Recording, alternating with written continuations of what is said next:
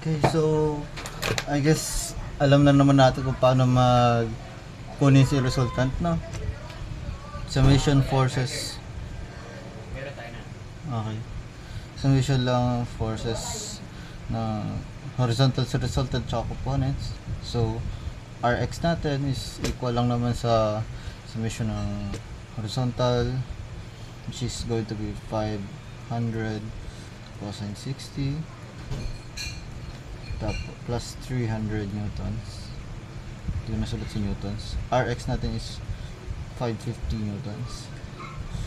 So, assuming na tama yung hinala ko na along dito dapat yung resultant natin. So, drawing ko lang si resultant na andito. Si resultant.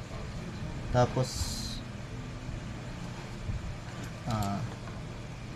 ang distance na hinahanap natin ay nandito. Tawagin natin x. Okay? Kaso nga lang, kung makikita mo, kung i-break natin to components, meron tayong Rx nandito, Ry nandito. Ngayon, si Ry, kung dito tayo sa point O, magmo-moment. Tatama si Ry dito, so hindi na natin i-consider, no? So, lagay na lang natin si Rx. Rx yan. Which is nandito na. So, parang ganito lang din. Magiging summation of moment is equal sa summation of moment ng resultant is equal to components. So, ngayon, si resultant, isa lang naman. Rx lang. So, lagyan natin si Rx, which is 550, multiplied sa moment arm na inassume natin na x. Ngayon, kung mag-negative yan, ibig sabihin ni x, hindi pa taas. Pababa, nandito dapat yung x. Pero assume muna natin na dito sa taas. Okay? So, 550x is equal sa mga components. Ano yung components natin pag nag-moment tayo sa O? Meron tayo 200 na positive. So, 200 times 450 millimeters moment arm plus 500 cosine 60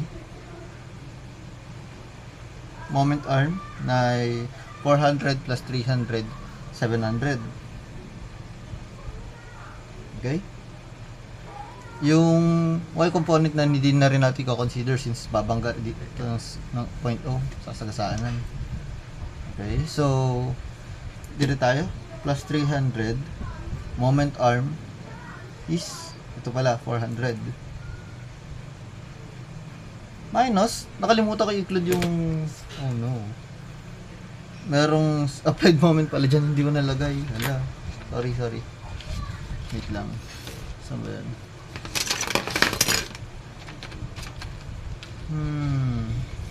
Pause ko lang. Sorry na wala sa isip ko yung moment, pero negative yan kasi thunderclockwise na 600 Newton meters. Newton meters nga ba?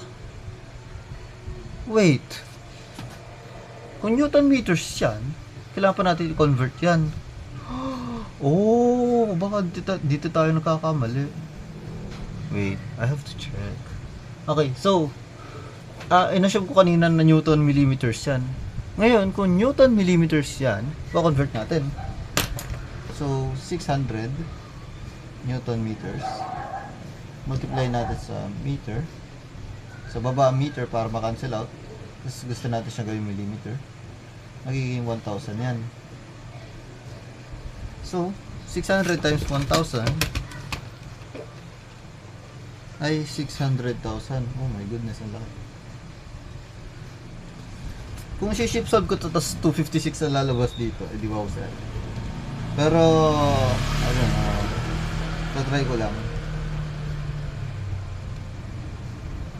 Hindi ko sinulat.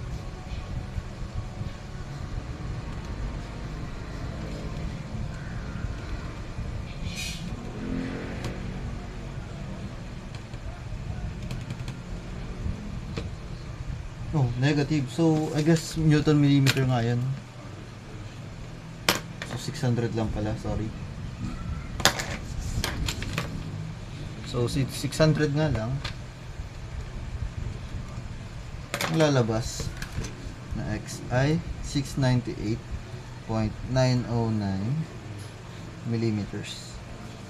In which, well, malayo sa sagot ni sir, pero consistently yun talaga yung nawalabas sa sagot ko. So, yeah. Thank you.